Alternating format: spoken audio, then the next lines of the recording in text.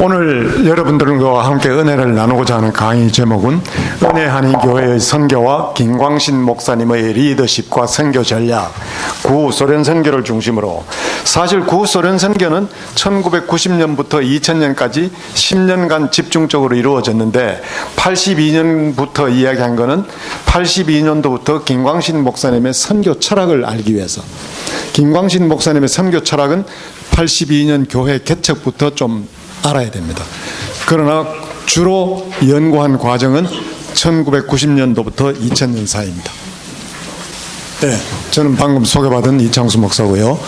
자, 서론에 들어가서 구소련 선교를 중심으로 연구한 이유, 김광신 목사님의 리더십과 선교 철학이 구소련 선교에 가장 잘 나타나 있습니다. 그 다음에 김광신 목사님과 은혜 한인 교회의 차별화되고 특징적인 선교 전략, 이 선교 전략이 구소련 선교에 가장 잘 나타나 있습니다.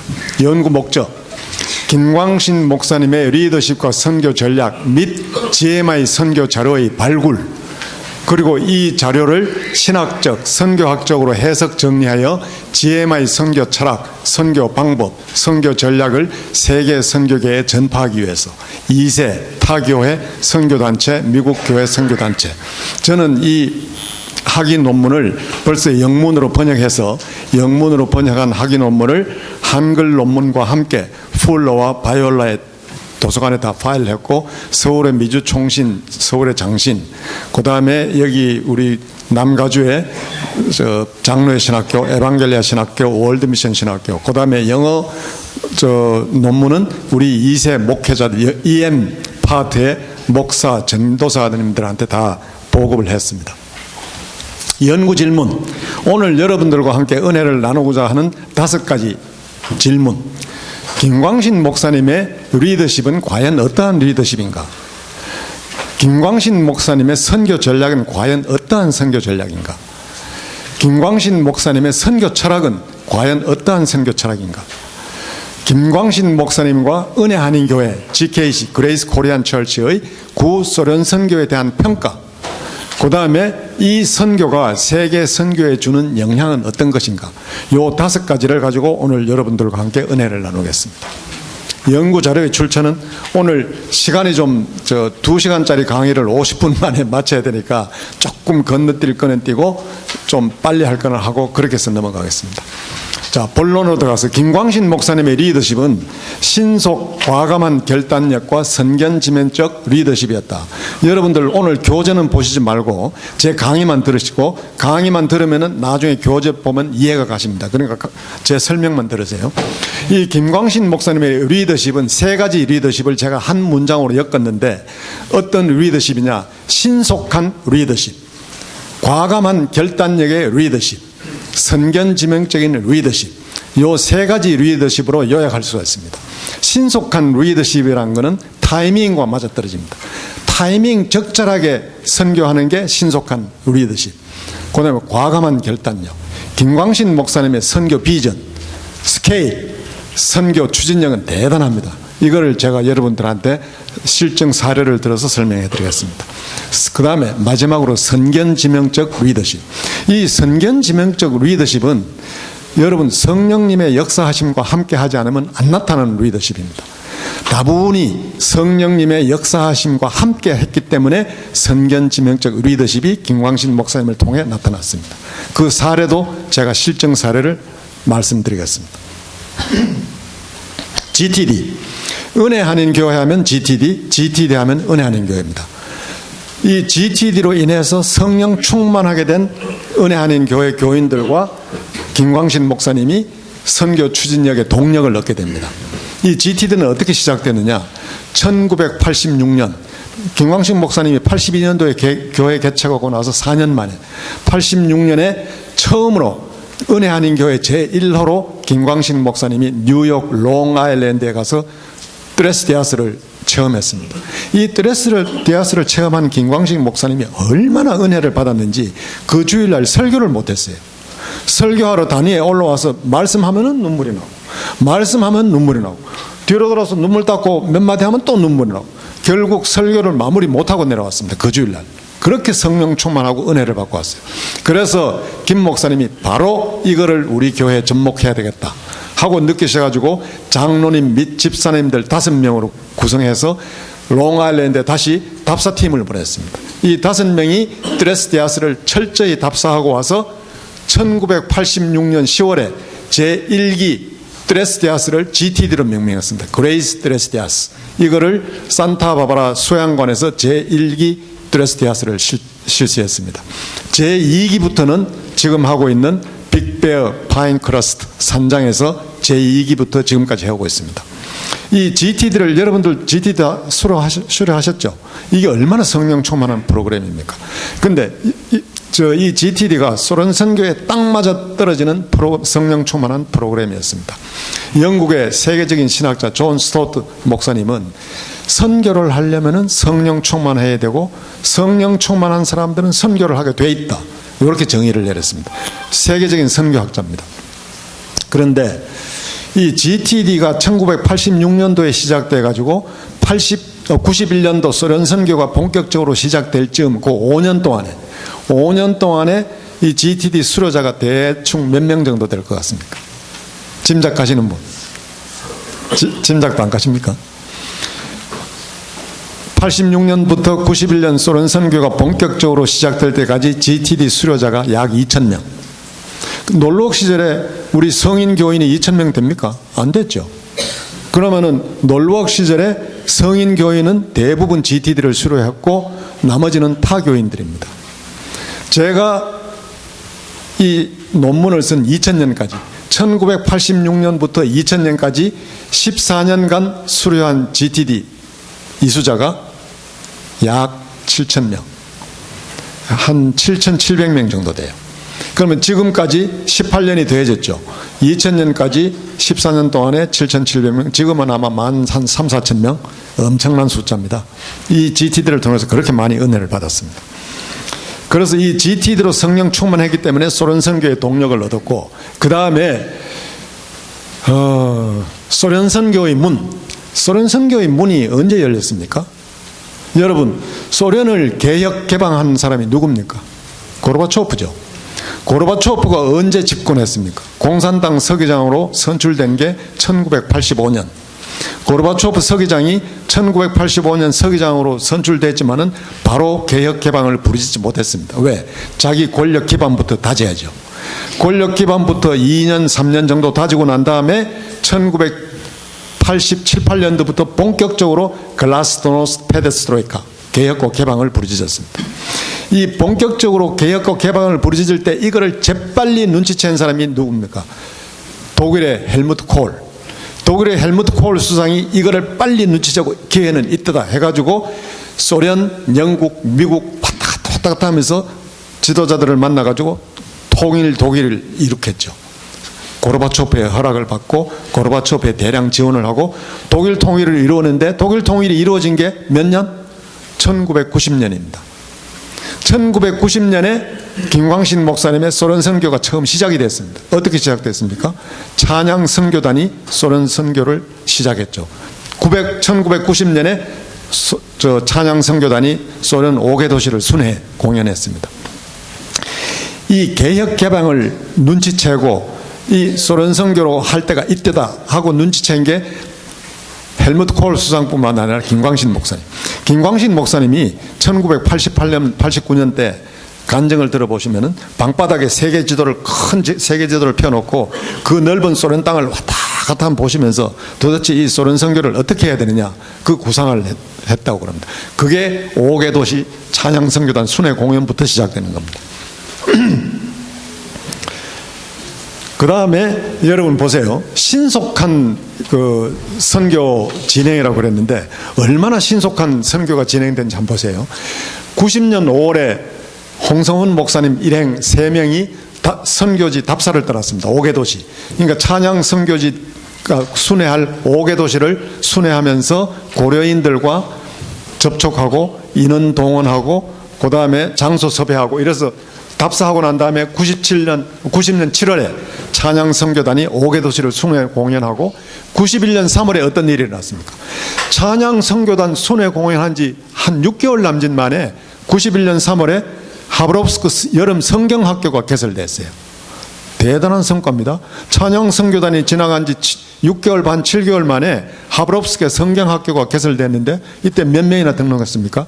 130명. 전부 고려인들이죠. 130명이나 등록하는 성황을 이루었습니다.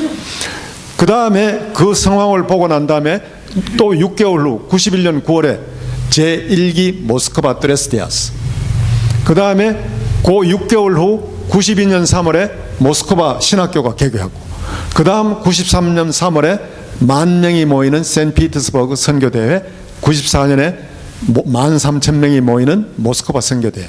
이거 선교 진행 과정을 보세요. 6개월 단위로 찬양 선교단, 하브롭스 성경학교, 드레스데아스 신학교 개강, 6개월 단위로 이렇게 큼직큼직한 선교가 이루어졌습니다. 얼마나 신속하고 과감한 추진력과 리더십입니까? 이런 추진력이 정말 김광신 목사님 아니면 힘든 추진력입니다. 그 다음에 이 모스크바 신학교에 대해서 잠깐 제가 말씀드리면은, 이 91년 9월에 드레스데아스를 끝나고 오는 비행기 안에서, 드레스데아스를 끝내고 오는 비행기 안에서 이 정명재 목사님 간증입니다. 정명재 목사님 아시죠? 정명재 목사님 간증이 하면은 김광신 목사님이 앞에 식탁 책바지를 펴놓고 계속 몇 시간을 뭔가 쓰시더래요. 그래서 저 어른이 그 장거리 비행에 그 TD 하느라고 피곤하실 텐데 좀 쉬지도 않고 뭘 저는 몇 시간을 계속 쓰시냐 이거예요. 몇 시간을 계속 쓰더니 정명재 목사님을 부르시더래. 6개월 후 내년 3월에 모스크바 신학교를 개교해야 되는데 지금 마스터 플랜이 다 됐어. 그럼 몇 시간 동안에 마스터 플랜을 다 만든 겁니다. 정명재 목사님이 깜짝 놀랐어요. 설마 6개월 후에 개교가 되냐? 마스터 플랜은 만들었지만 실제로 92년 3월에 모스크바 제1기 신학교가 개교가 되었습니다. 이 얼마나 대단한 추진력입니까? 그래서 이렇게 신속 과감하게 그 소련 선교를 진척시킨 것은 성령님의 인도하십니다. 보세요.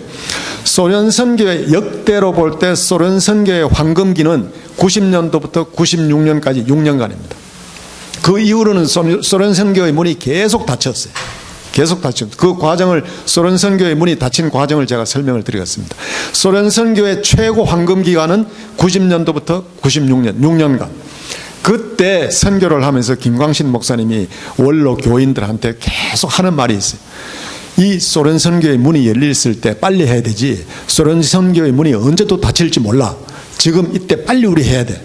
그래서 이렇게 전광석화 같이 소련 선교를 실시한 겁니다.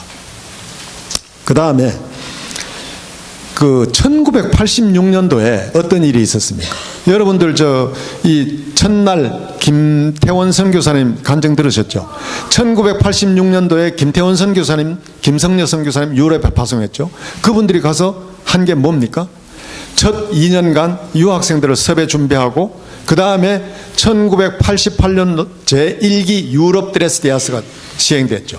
1988년 제1기 유럽 드레스데아스가 실시되면서 88년, 89년, 90년 요 3년 동안에 김태원 선교사님이 어떤 일을 하셨죠? 유학생들을 성령 충만하게 만들어가지고 그 유학생들을 만나는 사람마다 신학 공부해. 그때 유학생들 사이에 어떤 말이 퍼졌습니까? 김태원 선교사님 만나지 마. 만나면 신학 공부해야 돼. 유학 공부 포기하고 신학 공부해야 돼. 그러니까 만나면 안 돼. 이런 이야기가 돌았어요. 그만큼 유럽 선교는 소련 선교를 위한 준비 과정이었다고 볼 수 있습니다. 준비 과정이었습니다. 왜? 1991년 소련 선교가 본격적으로 시작되고 나서 유럽에서 은혜 받은 유학생 중심의 신학 공부를 한 사람 12명이 소련의 선교사로 파송됐습니다. 정말 엘리트들, 유학생 엘리트들이 신학 공부해가지고 소련 선교사로 들어갔습니다. 누굽니까? 유명한 알마티의 김삼성 선교사님, 우리 GMI 선교본부에 있는 양태철 목사님, 비시케크에 있는 강형민 선교사님, 지금 요즘 못 들어가고 여기 와 있죠. 그 다음에 보면은 그다음 한성우 선교사님, 주성길 선교사님, 김옥경 선교사님, 이런 분들 해서 12명이 들어갔어요. 그러니까 유럽 선교는 소련 선교를 위한 준비 과정이었다. 이걸 먼저 말씀드리고, 그 다음에 은혜 한인교회 선교는 성령님의 인도하심이었다 하는 실증 사례를 제가 하나 말씀드리겠습니다.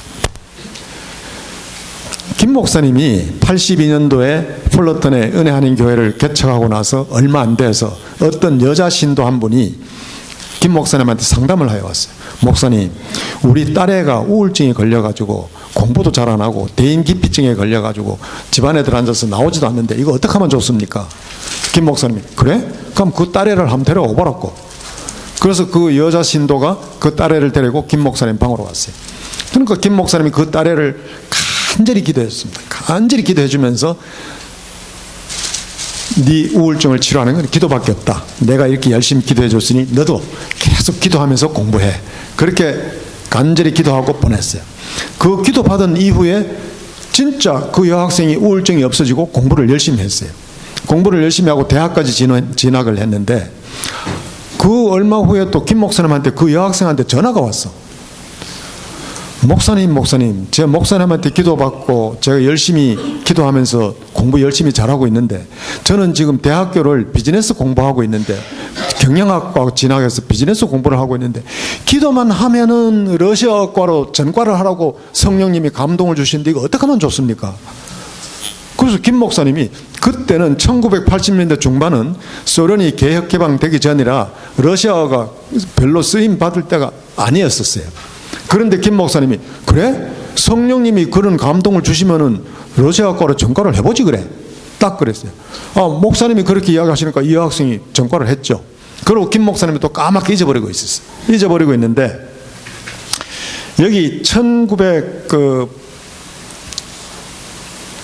1990년 7월에 찬양 선교단이 나갔잖아요. 찬양 선교단이 들어가려면 소련의 비자를 받아야죠. 그래서 LA 주재 소련 영사관에 가서 비자 신청서를 몇십 장 받아왔다. 찬양 선교단이 그때 31명이 갔죠. 비자 신청서를 30여 명 받아왔더니 이 비자 신청서가 전부 러시아어로 되어 있고 영어는 한마디도 없어. 공산주의 국가가 그러지 않습니까? 공산주의 국가가 소비자 중심이 아니라 자기 중심, 권위주의적이잖아요. 아니 미국에 있는 영사관에서 미국 사람들한테 주는 비자 신청서에 영어는 한마디도 없고 전부 소련어예요. 그때 김 목사님 머리에 딱 꽂히는 생각이 지난번에 언제 그 여학생이 우울증에 있던 여학생이 러시아과로 전과한다고 그랬는데 그 여학생을 수배한 거예요.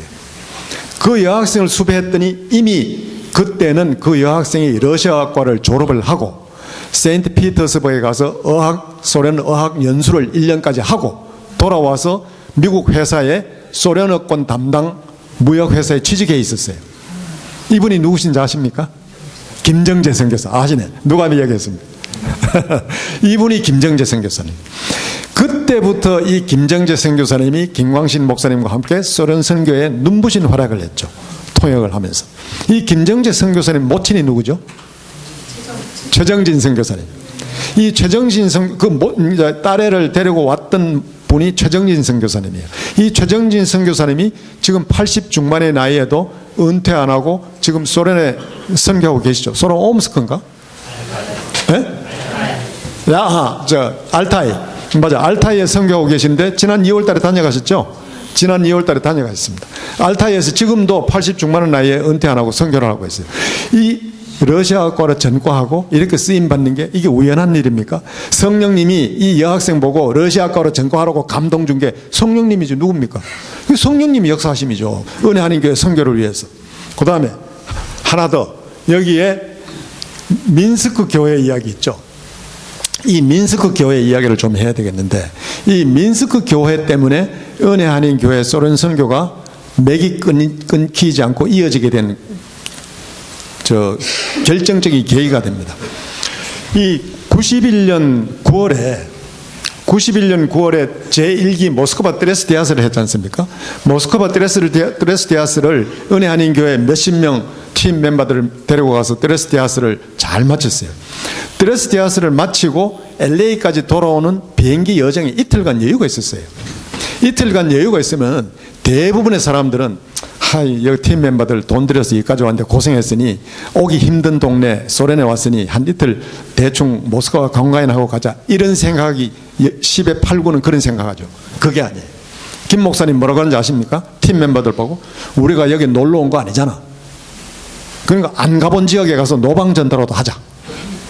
이미 소련의 5개 지역은 순회 공연했지 않습니까? 저 동쪽 사할린, 하브롭스크, 소련 공산권 정중앙에 있는 우즈베키스탄의 타시켄트, 그 위에 카자흐스탄의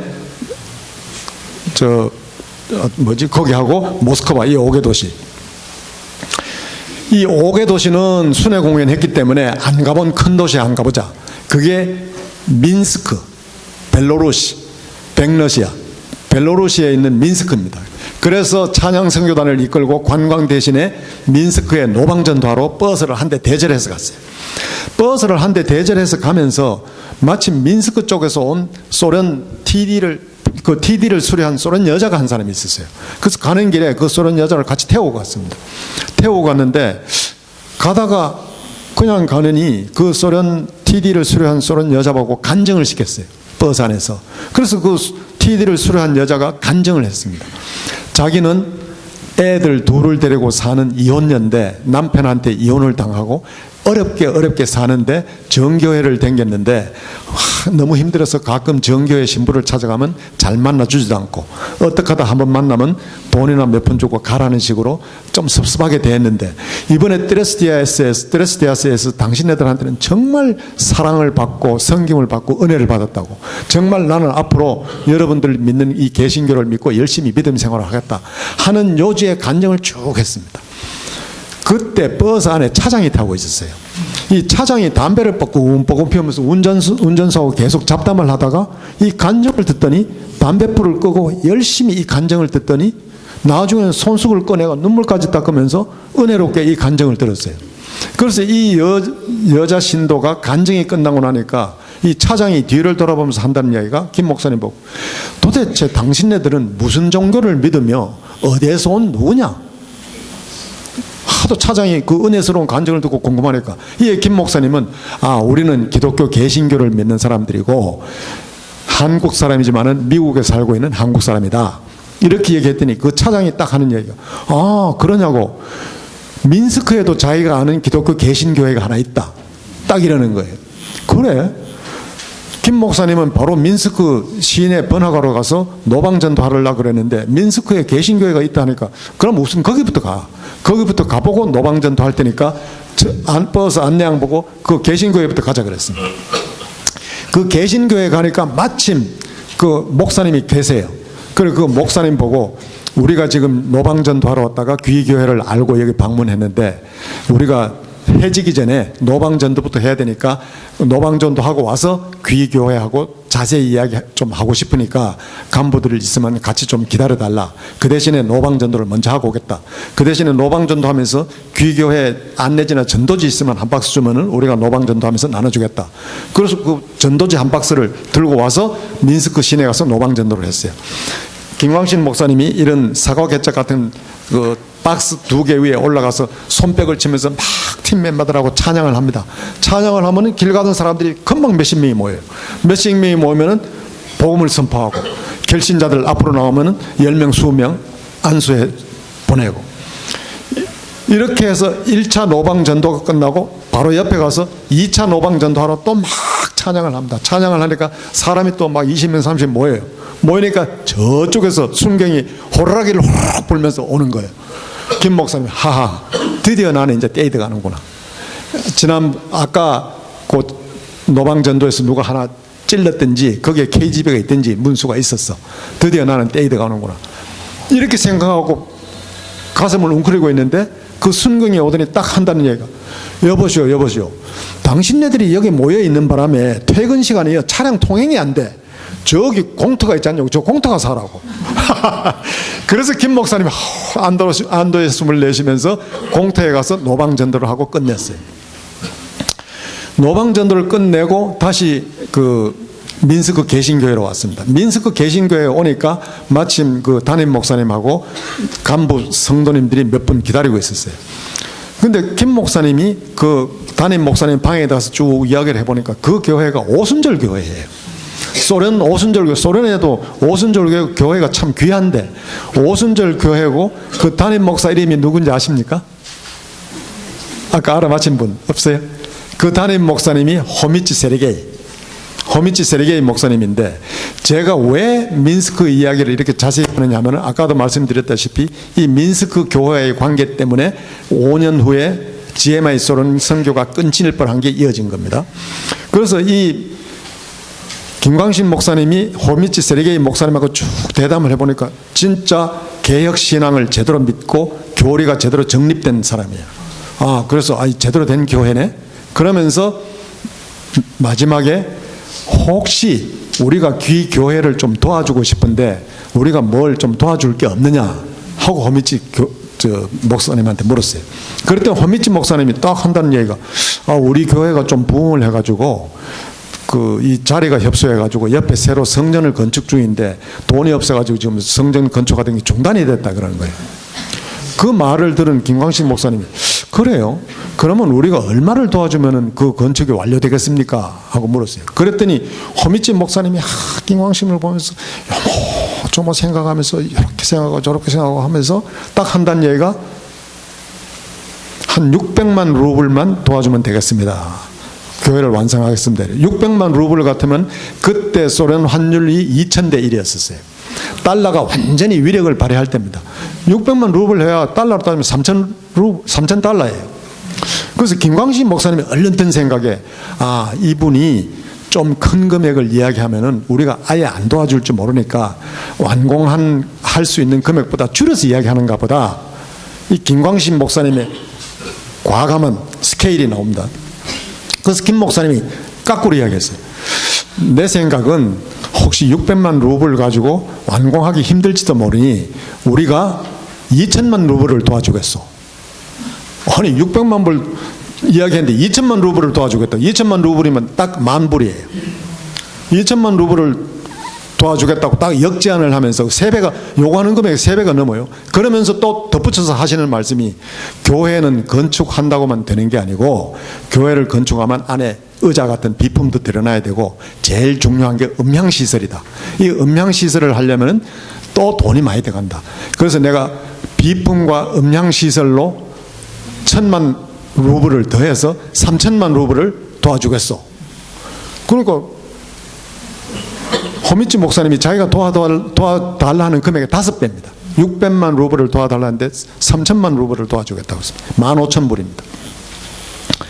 그러니까 호미치 목사님이 긴가민가 했겠죠.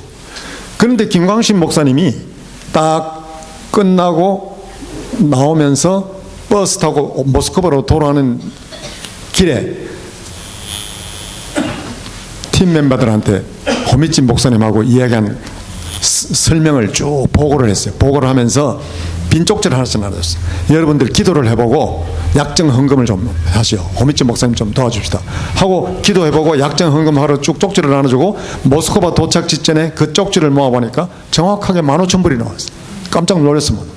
그래서 김 목사님이 모스크바에 딱 도착하자마자 그때 소련 선교 책임자가 홍성훈 목사님이었어요.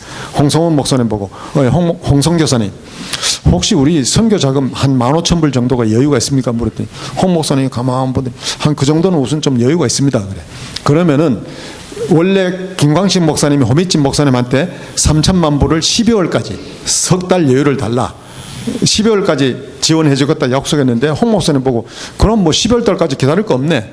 4달 중에 10월 중에 홍 목사님이 직접 15,000불을 찾아가지고 직접 들고 민스크 가서 호미치 목사님한테 전해주고 오시오 하고 딱 지시를 하고 돌아왔어요. 10월 달에 그 15,000불을 받았던 호미치 목사님은 정말 놀랐습니다. 그렇지 않습니까? 자기가 도와달라는 금액의 5배를, 그것도 12월까지 아니라 10월 달에 도와줬으니까. 이 호미치 목사님이 1년 후에 그 성전을 완공했어요. 성전을 완공하고 나서 김광식 목사님을 특별 초청했습니다. 특별 초청해가지고 김광식 목사님 오니까 호미치 목사님이 말씀 어떻게 하시느냐. 1년 전에 당신네들이 나눠주고 간 전도지를 보고 지금도 1년이 지난 지금도 그 전도지를 갖고 우리 교회에 참다.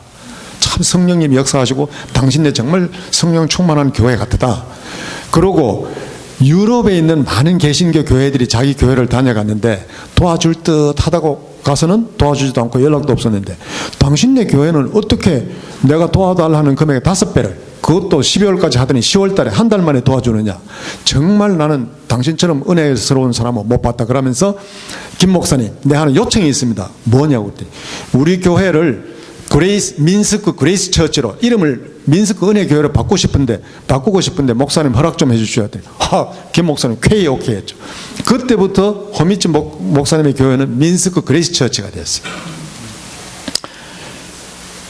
이게 이제 여러분들한테 그 민스크 교회를 이야기를 자세히 했는데, 이 김광신 목사님의 스케일과 그 과감한 결단력이 어떻게 작용하는지 한번 보세요. 그 다음에 선교는 타이밍이 중요하다.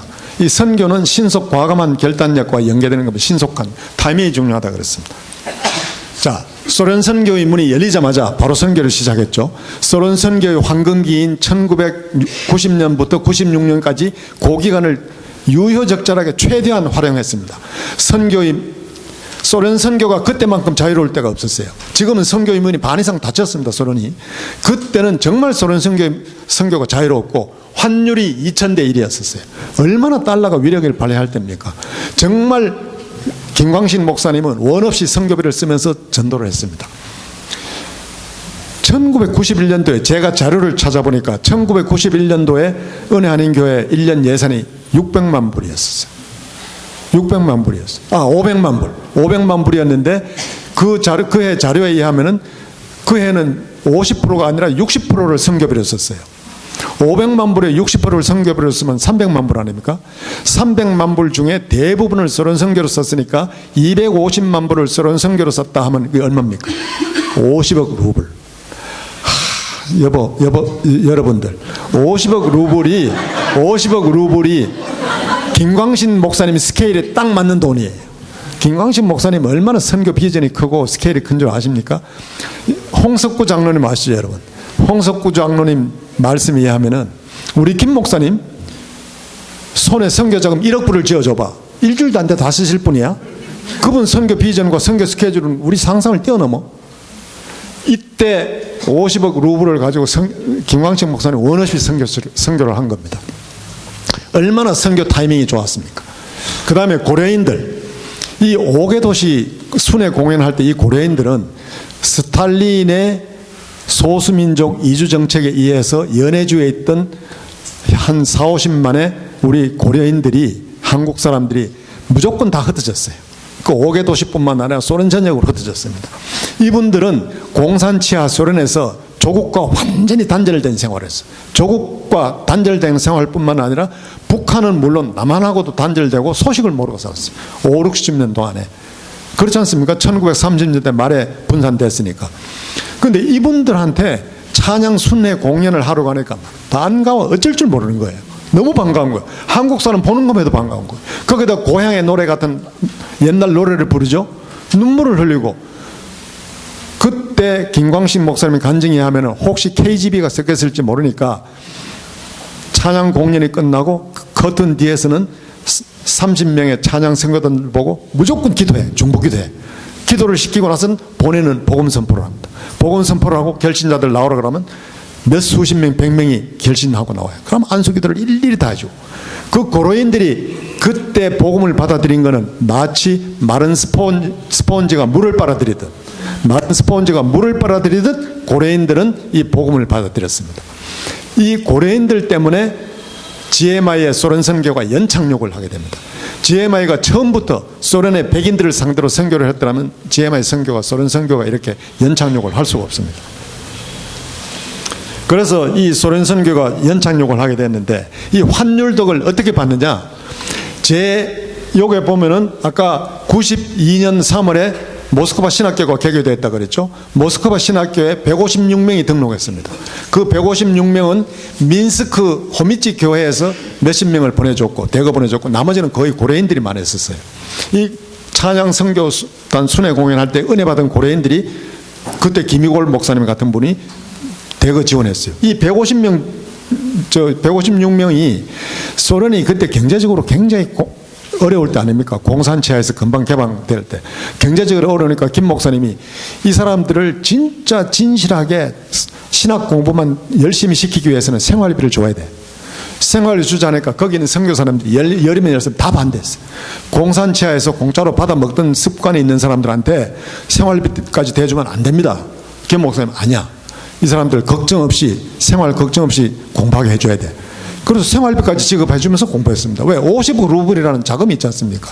그런데 생활비를 줬더니 여러 명의 신학생이 TD를 경험하고 사랑과 섬김을 경험했지 않습니까? 눈물을 흘리면서 그 봉투를 다시 들고 와서 목사님, 우리는 사랑받고 섬김받은 은혜만 해도 감시덕지하는데 생활비까지는 나는 안 줘도 됩니다. 반납한 사람이 여러 명 있었습니다. 그만큼 그 소련 선교비 2000대 1 환율덕을 본 겁니다. 본 거고, 그 다음에 이 환율덕에 1993년, 94년 세인트피터스버그와 모스크바 선교대회를 10,000명, 13,000명 모이는 선교대회를 개최할 수 있었습니다. 그 10,000명, 13,000명을 사나흘씩 먹이고 재우고 하려면 엄청난 돈이 들지 않습니까? 이 환율덕을 본 거예요. 지금은 그런 선교대회 꿈도 못 꿉니다. 지금 환율이 얼마인지 아세요? 30에서 50대 1로 왔다 갔다 합니다. 지금은 절대 못합니다. 그때니까 이게 가능했던 거예요. 얼마나 황금기입니까? 이 기회를 김광신 목사님 놓치지 않은 겁니다. 세 번째, 1994년 모스크바 선교대회가 끝나고 나서 바로 그해 10월에 김나지아 영재학교가 개교됐어요. 김나지아 영재학교가 개교됐는데 김 목사님이 영재학교는 진짜 영재학교를 만들려면 우수한 교사를 데려와야 돼. 우수한 교사가 있어야 우수한 학생이 오지. 그래서 중고등학교 교사를 전부 박사급, PhD 받은 박사급으로 데려왔어요. 왜? 선교 자금이 있으니까 그만큼 월급을 줄 여유가 있으니까 박사급으로 데려와서 영재들을 교육시키기 시작한 겁니다. 그 다음에 영재학교의 박사급을 초빙한 것뿐만 아니라 이 선교대회를 했는데, 여러분 김광신 목사님이 왜 93년, 94년도에 세인트피터스버그와 모스크바의 선교대회를 개최했을까요? 그냥 한번 배불리 먹이고 은혜를 베풀기 위해서, 사랑을 베풀기 위해서? 김광신 목사님의 지론은 사랑은 글로나 말로서 못 배워. 체험으로 배워야 돼. 드레스디아스가 체험으로 배우는 사랑 아닙니까? 은혜. 김광신 목사님의 지론입니다. 사랑은 글로나 말로서 못 배워. 체험으로 배워야 돼. 체험으로 섬김을 받을 때 진정한 사랑을 배울 수 있습니다. 이 소련인들한테 공산치하에서 음울한 사회에 있던 사람들을 사랑을 베풀고 섬김을 나눠줌으로써 이 사람들한테 성령 충만하게 만들기 위해서. 그 다음에 제가 조금 다음 거를 먼저 좀 설명해 드릴게요. 소련의 선교대회를 개최한 이유가 있습니다. 이건 소련 교인들 충만하게 한 이유도 있지만은, 그 다음에 김광신 목사님이 속으로 결심한 게 있어요. 선교대회를 개최한 목적 보세요.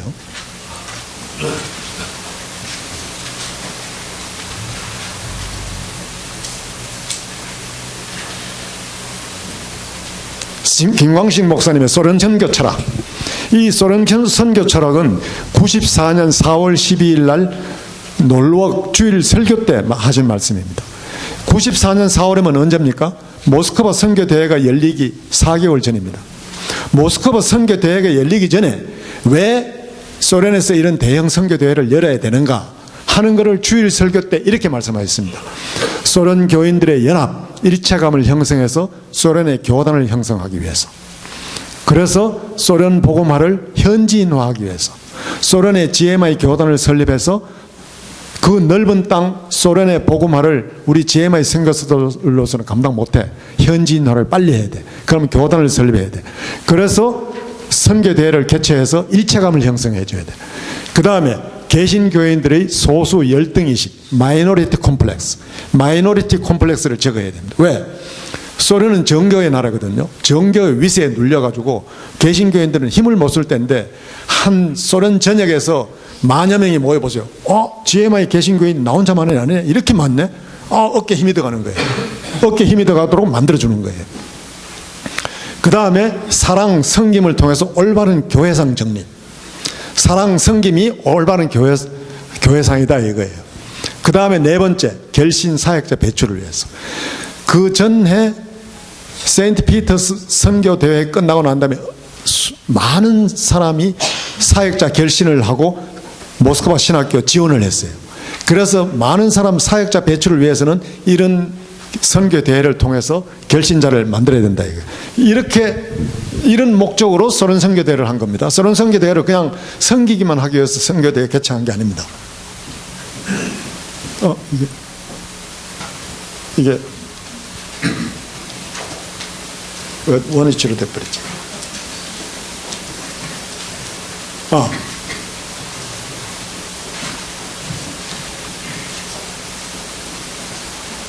아까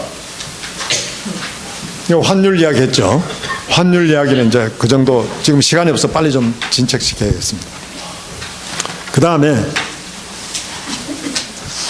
김광신 목사님의 지론은 선교는 교인들을 성령 충만하게 해야 된다. 그래서 내가 김광신 목사님 보고 한번 물어봤어요. 여러분, 우리 은혜하는교회 예배 보면은, 은혜하는교회 예배 보면은 다분히 오순절적 예배입니다. 정통 장로교회 예배 스타일이 아니에요. 우리 은혜교회는 어디 전통 장로교단이 손뼉 치며 찬양하고 방언기도하고 통성기도하고 율동 찬양하고, 서울의 정통 장로교단에 그런 교회가 없습니다. 없는데 성령 충만한 교회는 오순절적 교회입니다. 그래서 제가 김광신 목사님한테 직접 여쭤봤어요. 목사님, 우리 교회가 오순절적 예배를 드리고 있는데 목사님 교인들을 성령 충만하기 위해서 우정 그렇게 하신 겁니까? 아니면 하다 보니 그렇게 된 겁니까? 하다 보니 그렇게 됐지. 성령 충만한 목사님과 신도들이 성령 충만한 예배를 드리다 보니까 막 통성기도도 하고 방기도도 하고 율동 찬양을 하게 된 겁니다.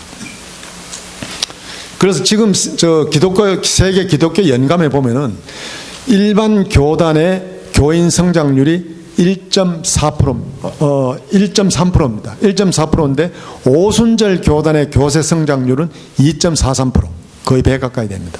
그래서 성령 충만한 교회는 부흥하고 성장한다, 그 얘기를 하는 겁니다. 이게 지금 잠깐 하나만 말씀드리면은, 요게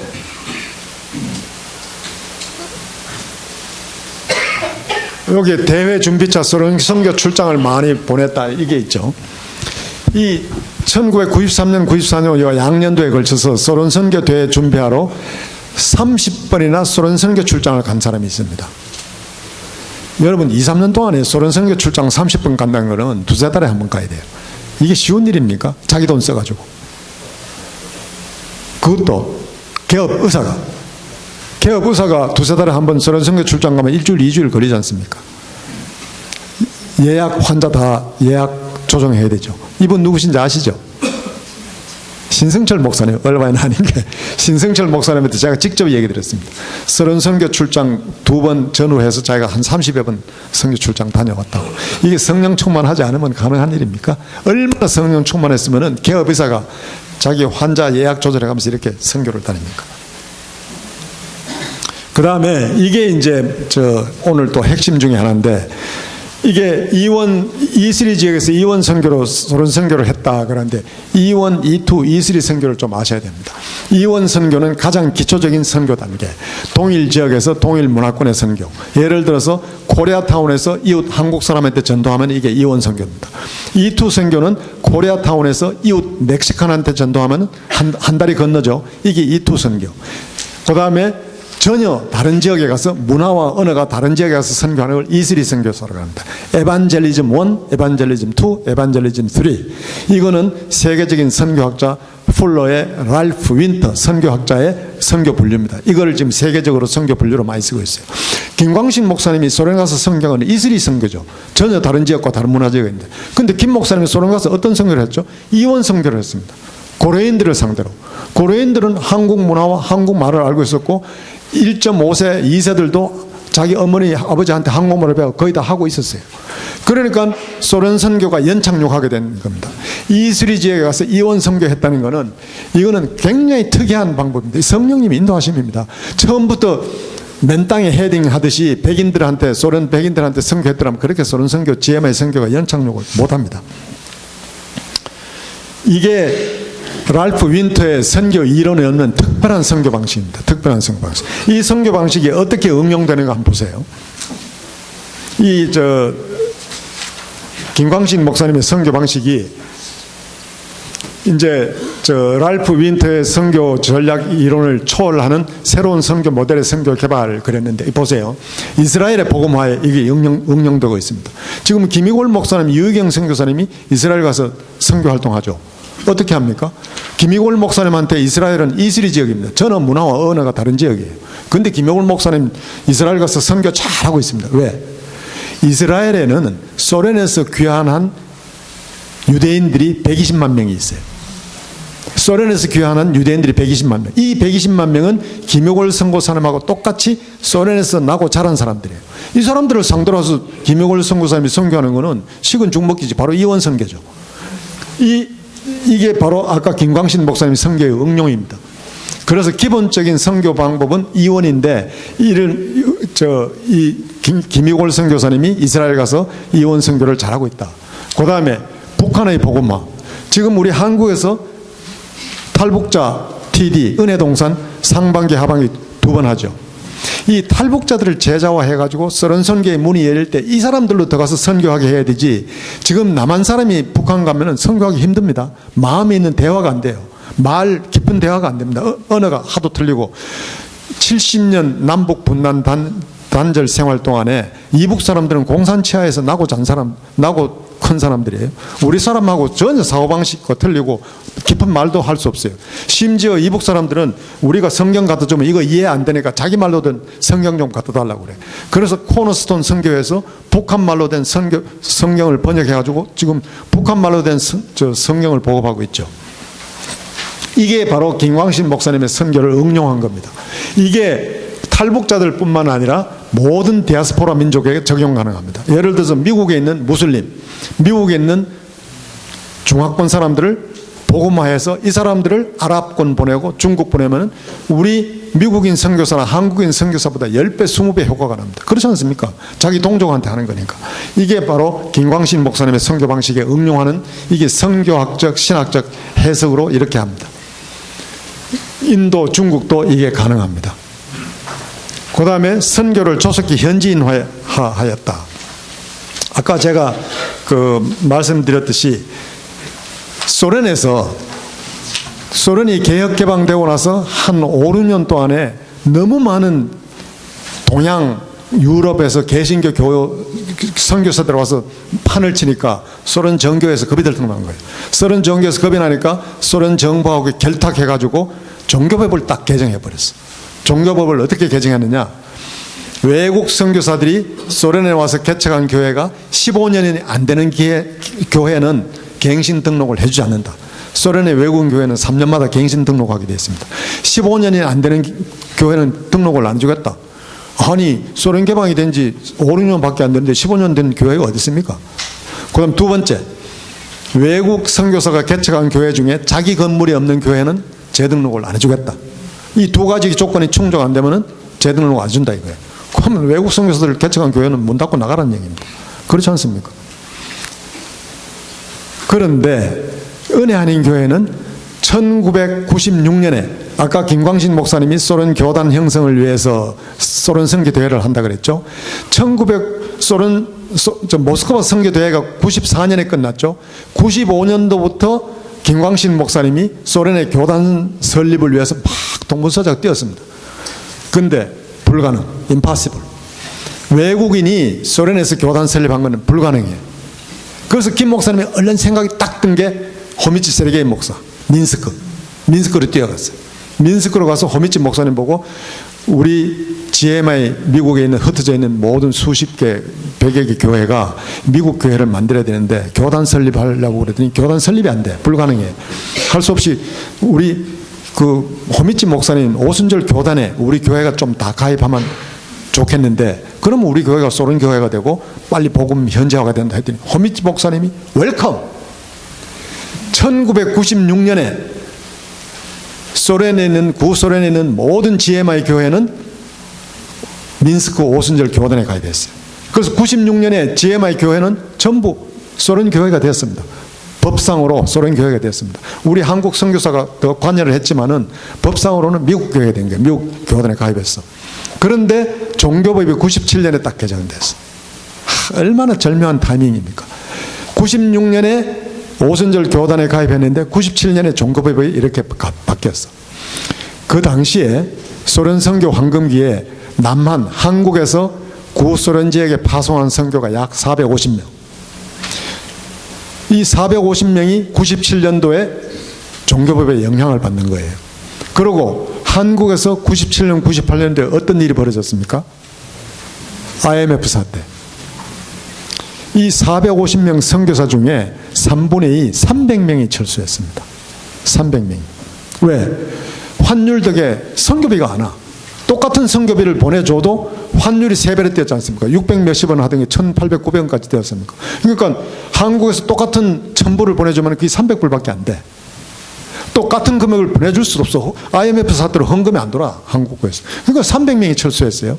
만약에 김 목사님이 1996년도에 오순절 교단에 가입 안 했더라면은 GMI도 이 종교법의 영향을 받아서 맥이 잘못하면 끊어질 뻔한 거예요.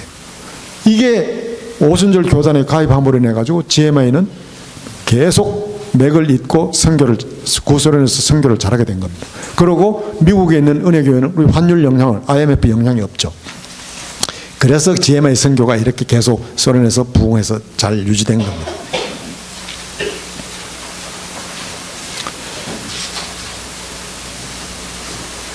이게 지금 아까 시간이 없어가지고 조금 건너뛰어야 되겠는데, 이제 이게 모스크바 오순절 교단 가입하고 이건 됐고요.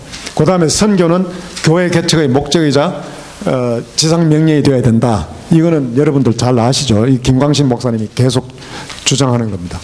그리고 김 목사님은 모든 역량을 선교에 집중, 재정의 50%를 선교비로 성령의 인도하심으로 선교. 여러분들이 플러튼 성전 있지 않습니까? 플러튼 성전. 이 플러튼 성전. 저는 이렇게 봅니다. 이 플러튼 성전은 김광신 목사님이 은퇴하기 전에 저 성전 구입을 위해서 얼마나 노력했습니까? 저 아메리카 땅도 구입하려고 그랬고 했는데, 이 성전은 선교를 열심히 한 김 목사님과 은혜하는 교인들에 대한 선물이라고 봅니다. 이거 구입할 수 없는 걸 구입했고, CUP 허가가 날 수 없는 허가가 났지 않습니까? 플러튼 시리 매니저가 자기가 죽기 전에는 이 교회 CUP 허가 안 내준다고 그랬어요. 근데 그 매니저가 자기 발로 뻘뻘 걸어서 나가버렸지 않습니까?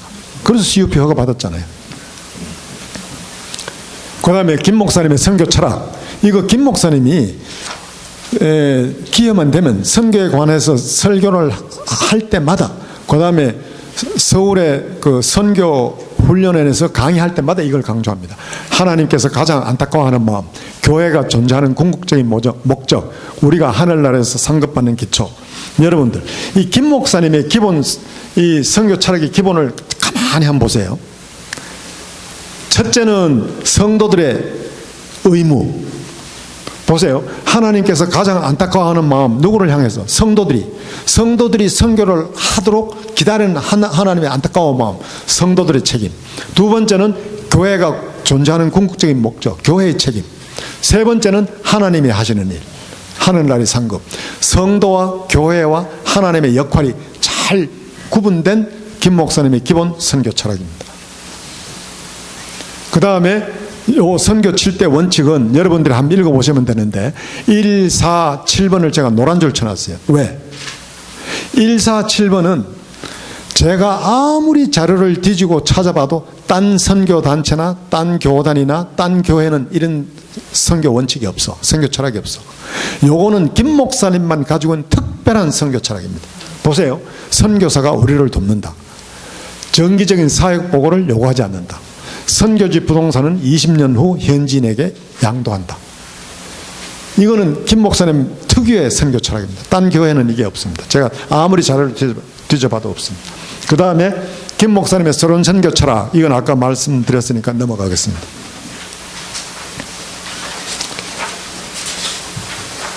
그건 본론의 요약, 이것도 넘어가겠습니다. 그 다음에 결론 및 향후 과제, 요거는 내가 한 2, 3분 설명드릴게요. 이거는 여러분들 책임입니다. 여러분들뿐만 아니라 우리 중직자들, 선교국에서 해야 될 일입니다. 선교 리더의 발굴 및 선교의 조직화. 지금 김 목사님이 단필 혼자서 뛰는 선교예요. GMI 선교 보면은 우리 국제총회 선교국에 양태철 목사님 말고 무슨 선교 조직이나 인원이 있습니까? 김 목사님 혼자 뛰면 그냥 뒷바라지 하는 거로서 끝납니다. 그러나 조직이 굴러가는 선교가 돼야 돼요. 빨리 김 목사님의 선교를 조직해야 됩니다. 우리나라 기업들 보세요. 기업들 창업자가 돌아가셔도 기업은 잘 굴러가잖아요. 기업에 조직이 있기 때문에 우리 GMI 선교도 빨리 조직화해야 됩니다. 조직이 있어야 김광신 목사님이 소천하거나 유고시에 그 조직이 굴러가서 GMI 선교가 이어가죠. 이거 여러분들 명심해야 됩니다. 그리고 선교 리더를 발굴해야 돼. 특히 1.5세, 2세들 리더 발굴해 빨리 양성해야 됩니다.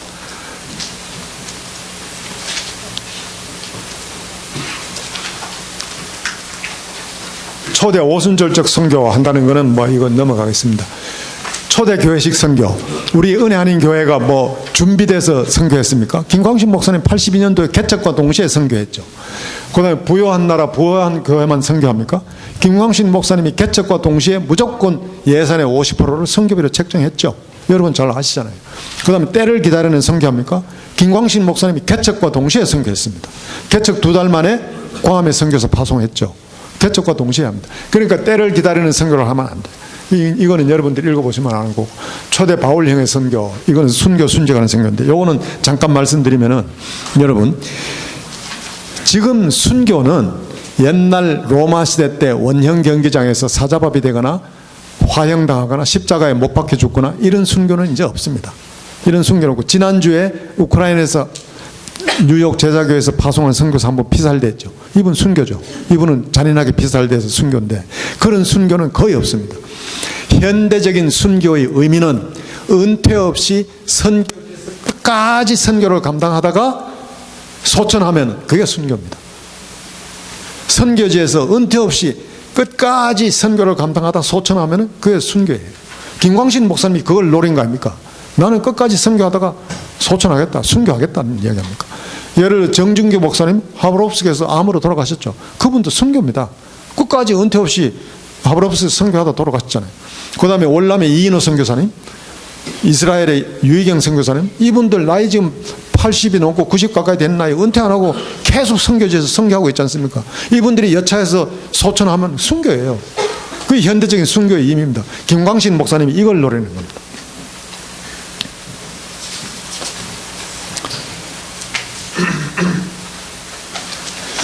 자, 이거 제가 이제 거의 마무리됐는데, 본 강의 자료를 더 자세한 자료를 원하시는 분은 저한테 이메일을 보내시면은 이 칼라로 된 거, 사실 이 칼라로 해야 되는데 칼라로 된 파일을 보내드리겠습니다. 보내주고 더 자세한 자료를 원하시는 분은 제 논문 파일도 보내드릴 테니까 원하시는 분은 저한테 이메일 보내주면 제가 논문 파일도 보내주겠습니다. 이게 여러분 쓸 거 없습니다. 여러분 자료에 다 있습니다. 자료에 다 있고, 그 다음에 제가 여러분들 김광신 목사님의 그 에피소드를 몇 개를 더 소개해야 되는데, 사실 김광신 목사님의 에피소드를 알면은 이분이 어떤 분이다 하는 게 더 실감이 납니다.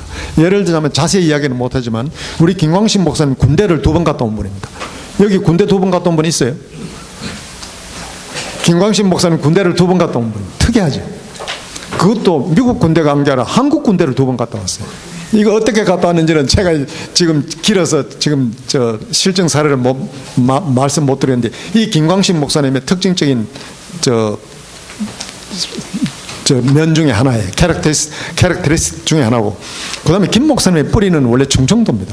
김광신 목사님 할아버지가 충청도에서 미국 선교사한테 믿음을 얻고 믿음 생활을 하다가 제사 안 지낸다고 형제들한테 핍박받고 쫓겨나서 남으로 내려가서 할아버지가 부산에 정착했어요. 할아버지가 개척한 부산 영도교회가 지금 개척 110년. 그리고 김광신 목사님은 원래 충청도인데 이제 부산으로 내려갔고, 김 목사님이 중간에 군대 갔다 와가지고 공부를 못해가지고 그렇게 애를 먹었는데, 건너뛰어가지고 공부했는데, 고등학교 때 김남조 선생님한테 자기가 전교 1등 했다는 얘기를 듣습니다. 김남조 시인이 김광신 목사님 고등학교 때 국어 선생님이었어요. 자, 이걸로 제가 마치겠는데, 저는 보세요. 저는 58에 은혜 받고 63살에 신학 공부하라고 콜링 받았습니다. 63살에 신학 공부하라고 콜링 받았을 때 저는 세상적인 생각으로 신학 공부를 하고 싶은 마음이 없었어요. 안 하려고 그랬어요. 왜? 60 넘으면 안수를 안 주잖아요. 우리 교단뿐만 아니라 한국 교단 전부 60 넘으면 안수를 안 주잖아요. 그래서 저는 세상적인 신학 공부를 콜링하다 안 하려고 그랬는데 하도 끌림이 강하게 와서 순종을 했어요. 순종을 하고 신학 공부를 했습니다. 신학 공부를 열심히 하고 뭐 안수 못 받아도 할 수 없지 뭐. 그리고 열심히 공부했는데 하나님께서 순종하는 사람한테 길을 열어줘요. 순종이 제사보다 낫다. 제가 67에 안수를 받았어요. 여러분, 우리 교단에 60이 넘어 안수 받은 거는 전무후무하고 제가 처음이자 마지막이고, 그것도 67에 제가 안수 받고 68에 선교학 박사학위를 받고 지금 신학교에서 교수로 재직하면서 학생들을 가르치면서 사역하고 있습니다. 하나님의 은혜고, 저는 요즘 제가 만약에 그때 순종해서 신학 공부를 안 했더라면은 지금 어느 노인정이나 왔다 갔다 하면서 이 70대가 돼가지고 어디서 왔다 갔다 하면서 엉뚱한 짓 하고 있을지 몰라. 순종을 했기 때문에 제가 하나님한테 이나마 마지막 인생의 쓰임을 받는 겁니다. 여러분들 열심히 기도하면서 성령님의 음성을 듣고 순종하는 여러분들의 삶이 되기 바랍니다. 자, 끝내고 여러분들 혹시 질문 있으면 한두 개 받겠습니다. 질문. 네. 김나재 영재학교는 지금 잘 되고 있습니다. 거기 그 김나재 영재학교에 있는 그 선교사님 이름 뭐더라? 그 선교사님의 간증이 제 논문에 실려 있습니다. 지금 잘 운영되고 있습니다. 네. 그러면 잠깐 기도하고 마치겠습니다. 예. 잠깐 기도하겠습니다.